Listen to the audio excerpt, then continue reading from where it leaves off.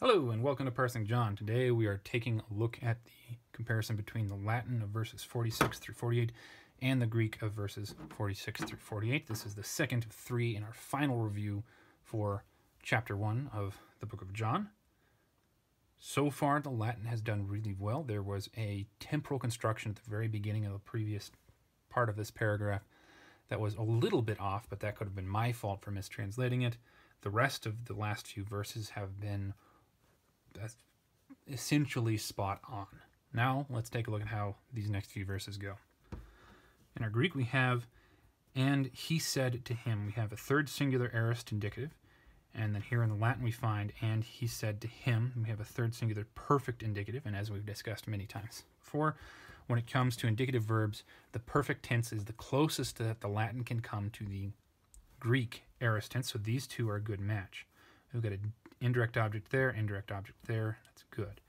Nathaniel in both languages is indeclinable, so you can only tell who is the subject, or sorry, what function Nathaniel is playing based on the context.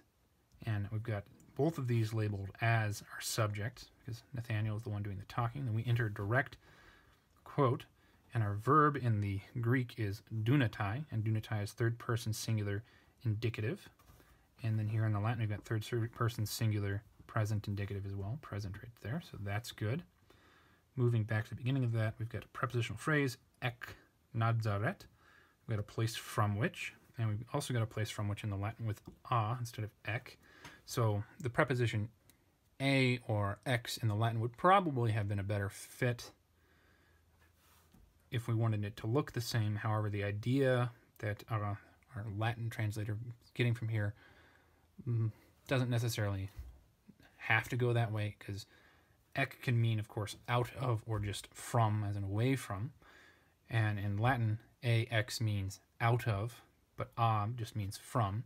So our Latin translator has gone with the away from idea of ek rather than the out of idea.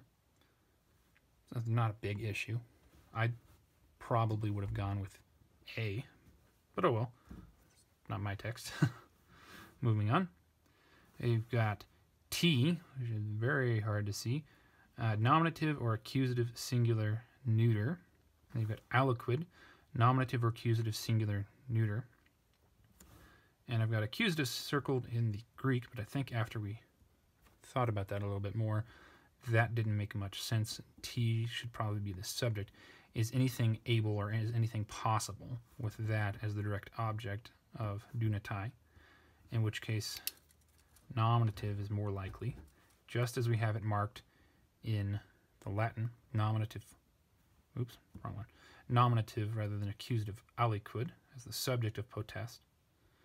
But then in Latin, as we'll see in a moment, boni becomes a problem. Agathon is accusative singular or nominative singular neuter. Circle the nominative just like I did with this one, so it has to match the case number and the gender of the thing it is connected to. And to be ani here, which is the present active infinitive, is connecting agathon and t together. And esse, which is a present active infinitive, so that's good, should be connecting aliquid and boni. However, boni, it can only be genitive singular neuter or nominative plural masculine, or of course genitive singular masculine, which doesn't fit. This right here is a big red flag. Boni just doesn't work in the grammar, or at least as much as I understand about the Latin grammar. That is a red flag. This sentence right here just doesn't work properly. It should just be bonum. But if not. Alright, so that's an issue.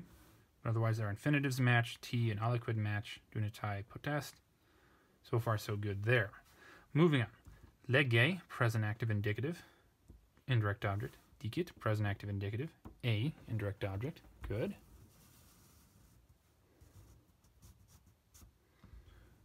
Move on to our next verse. Philip is our subject in the Greek, because the omicron sigma there. US there tells us that Philip is also the subject here, which is good.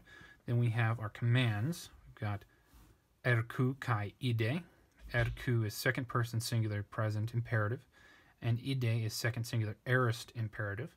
So what this implies is come and keep coming, or it can imply that. It doesn't necessarily have to, but it's an unfinished action. But considering the topic of what Philip is asking Nathanael to come to, that makes sense. Come and keep coming to the Savior. Ide is a single time action because Eris tells us it's once and done. See, and you only need to see once. So take a look at the Latin. It's not necessarily, it's probably not even going to get close to the same idea as these two have, because the tenses don't work the same way, entirely the same way. We've got veni, which is second person singular present imperative, and we've got vide, which is, it looks like a third. Oh, that's because I'm looking at vide. We've got the hash down there. So these two are the same, both present and both imperative. So just as with our infinitive of the verse in the last video, the very first verse where we had in the Latin, I think it was, I can't remember now, but it was a present infinitive, and the Greek had an aorist infinitive. Latin can't really do what the aorist does as an infinitive or an imperative and say a single time action. Latin can only give imperatives, and it can't imply the number of times it's expected. So these two are consistent with each other, which are themselves consistent with this present imperative. So that's as close as Latin can get, and that's fine. Moving on to 47, we got third singular aorist indicative for Aden, he saw, and Jesus is our subject. Omicron upsilon sigma, the special form for Jesus' name, nominative. Jesus a nominative, and we've got third singular perfect, aorist and perfect, so that's good.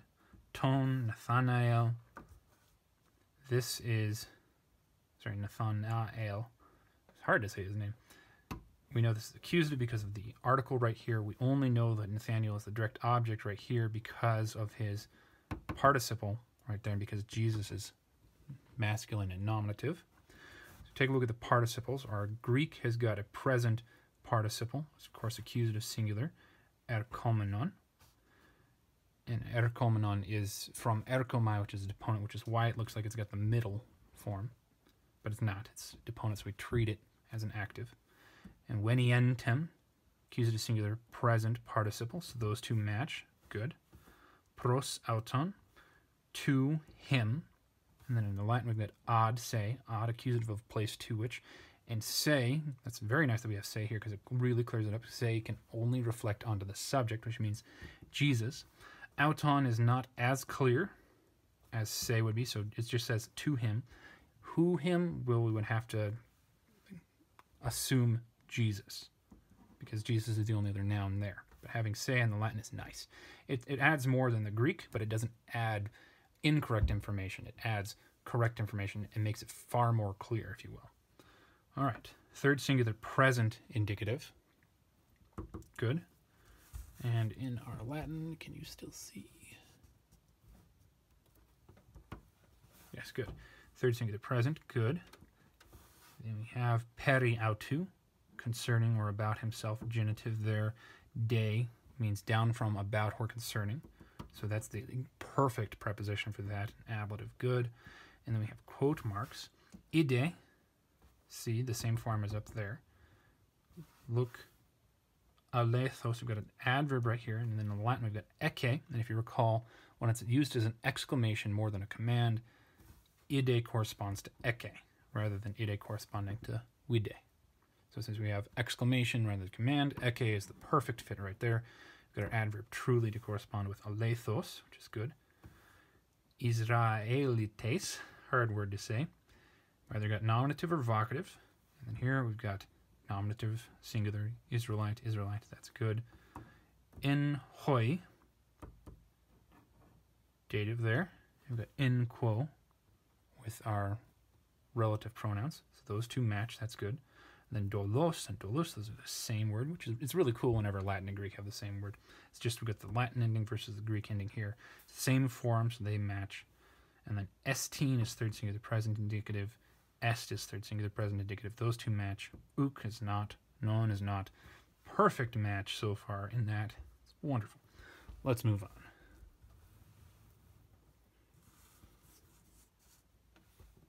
Okay, I think everything is visible. Where were we?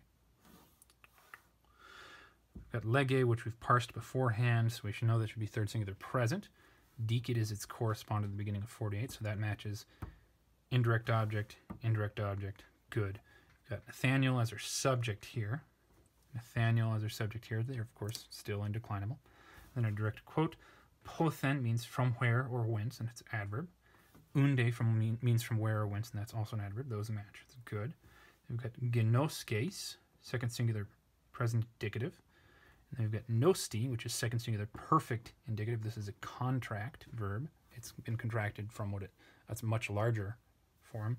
So we've got present here, but perfect here. They don't match, which is a problem. It doesn't change the meaning of the text other than the time in which it happened. So that's unfortunate, but not too big of a deal. Direct object, that's good. Into the quote, we've got apekrithe, third singular aorist, indicative. And then we've got responded, third singular perfect indicative, so those two match, that's good. Jesus is our subject in Latin, Jesus is our subject in the Greek, those are also good. And he said to him, aorist, indirect object, perfect tense, dico, dicere, dixi, indirect object, so that's good. And now we come to our direct quote.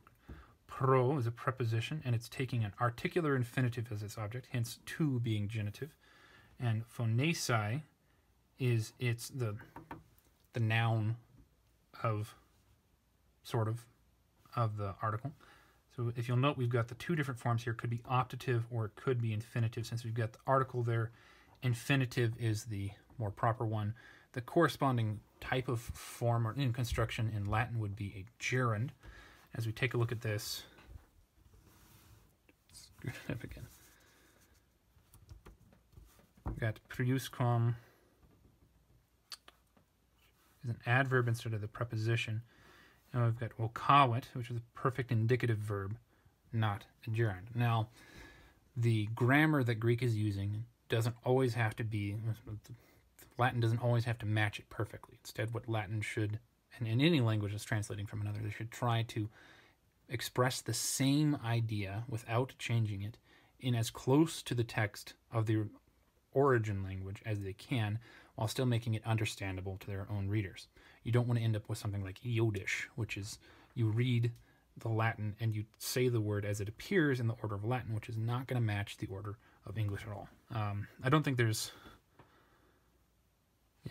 The biblical Latin isn't very good because its form is too close to our own English to work that way, so you can actually see what that it looks like. But some changes are sometimes necessary so long as they don't remove the meaning and intent of the original writer. And with our articular infinitive here, we've got before Philip called you is how we would say it in English, even though in Greek it's before the Philip calling you, something like that. In Latin, it doesn't have to do it that way, even though it's possible to do it that way. This is okay. Before Philip called you, since we've got an adverb, goes with the verb here, rather than having a preposition with a gerund in the Latin. So it expresses the same idea, and I don't think it detracts from the meaning. I love running into gerunds and things like that. I'm crazy that way, so I'm disappointed, but my disappointment has nothing to do with the quality of the Latin text. This works fine because we've got that adverb with an indicative. If there had been a preposition, then there would be an issue. Preposition with indicative, they don't mesh in that way. So, direct object, accusative subject in the articular infinitive, nominative subject in a normal main clause with a perfect tense, and we've got aorist, so the tense at least of these two match, which is good. Moving on. Onta, accusative singular masculine present participle, and then we've got esses, which is a second person singular imperfect active subjunctive. And here we have another change in the grammar that the two languages are using. Greek is just throwing in a simple participle to fill that slot. It works fine. But Latin has decided to use a cum clause, specifically what looks like a circumstantial cum clause, which fits with what we know happened in the text beforehand. Because while Nathanael was under the tree, when he was sabthiku, that's when Philip was calling him. And that with the articular infinitive, it gives the exact same idea here in the Greek. You being under the fig tree, Philip called you. It's contemporaneous, they work. So a cum clause is, as far as I am aware, I could be wrong, a decent addition here rather than a participle. I actually also really like running into cum clauses. It's a challenge to see them. Moving on.